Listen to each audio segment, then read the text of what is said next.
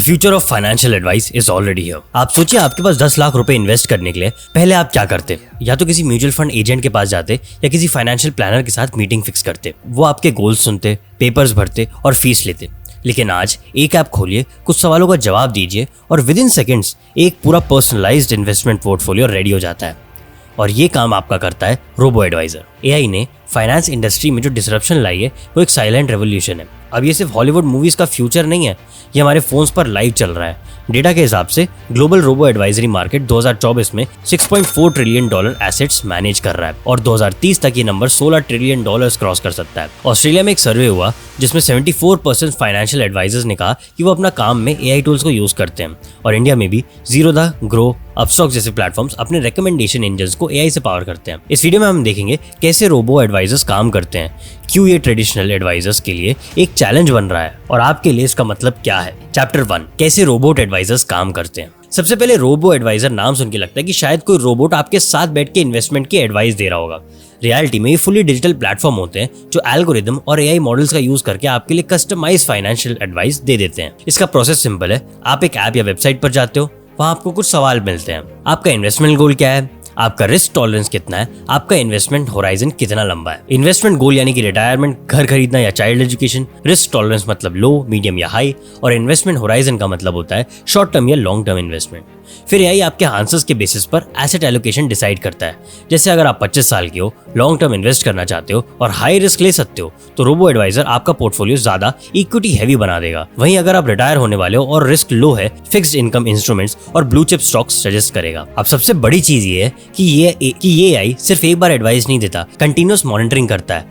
Market conditions change हो तो automatically rebalancing हो। एग्जांपल, अगर इक्विटी मार्केट क्रैश करे और आपका इक्विटी एक्सपोजर 70% से लेकर 60% तक गिर जाए, तो रोबो एडवाइजर पोर्टफोलियो को एडजस्ट करके वापस टारगेट एलोकेशन पर ले आता है। और फीस यानी कि ट्रेडिशनल फाइनेंस एडवाइजर्स आपके एसेट्स का 1 to 2% एनुअल फी लेते हैं और रोबो एडवाइजर्स का फीस स्ट्रक्चर 0.2 से 0.5% रहता है, मतलब काफी अफोर्डेबल। एक और बेनिफिट, नो ह्यूमन बायस। ह्यूमन एडवाइजर्स कभी कभी अपने कमीशन के बेसिस पर प्रोडक्ट को पुश करते हैं और एआई बेस्ड रोबो एडवाइजर्स सिर्फ डेटा ड्रिवन डिसीजंस लेते हैं based on historical returns, volatility और प्रेडिक्टिव एनालिटिक्स। इंडिया में अभी ये ट्रेंड शुरुआत में है, लेकिन यूएस में Betterment, Wealthfront and Vanguard personal advisor services जैसे robot advisors already millions of users की पोर्टफोलियो को मैनेज कर रहे हैं। सोचने वाली बात यह है कि अगर एआई आपके पैसों को बेटर मैनेज कर सकता है, तो क्या आप ट्रेडिशनल एडवाइजर्स को चूज करेंगे या एक मशीन को चूज करेंगे। आ जाता है चैप्टर 2, क्यों रोबोट एडवाइजर्स फाइनेंस इंडस्ट्री को डिसरप्ट कर रहे हैं। फाइनेंस इंडस्ट्री में हमेशा एक बैरियर लगा रहता है, एक्सेसिबिलिटी। पहले इन्वेस्टमेंट एडवाइस सिर्फ उन लोगों के लिए होता था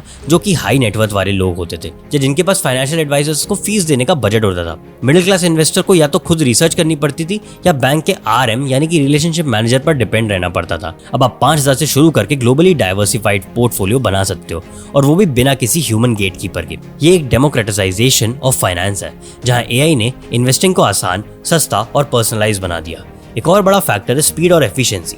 ट्रेडिशनल एडवाइजर्स के साथ आपको एक मीटिंग फिक्स करनी होती है, फिर पेपर वर्क, फिर एग्जीक्यूशन। और रोबोट एडवाइजर्स सिर्फ 15 से 20 मिनट में ऑनबोर्डिंग कंप्लीट करके इन्वेस्टमेंट स्टार्ट कर सकते हो।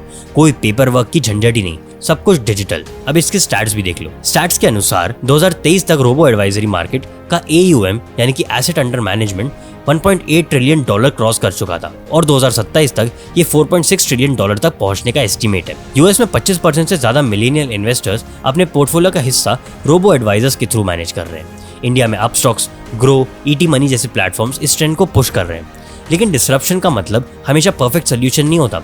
रोबो एडवाइजर्स में ह्यूमन टच की कमी होती है। जब मार्केट क्रैश होता है, ह्यूमन एडवाइजर आपको इमोशनली गाइड कर सकता है, रोबो एडवाइजर सिर्फ डेटा के हिसाब से रीबैलेंस करेगा।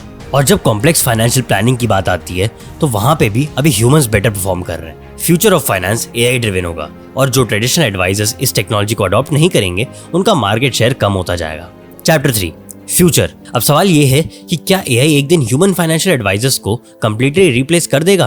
देखो, शॉर्ट आंसर, प्योरली रिप्लेस तो नहीं, लेकिन मार्केट का बड़ा हिस्सा एआई ले लेगा, ये तो पक्का है। रीजन सिंपल है, एआई का स्केल और एफिशिएंसी अनमैच्ड है। एक ह्यूमन एडवाइजर एक टाइम पे शायद 100-200 क्लाइंट हैंडल कर सकता है, लेकिन एक एआई सिस्टम एक साथ लाखों पोर्टफोलियो मैनेज कर सकता है। PwC का एक रिपोर्ट कहता है कि 2030 तक robot advisers global wealth management का 15 to 20% हिस्सा ले लेंगे।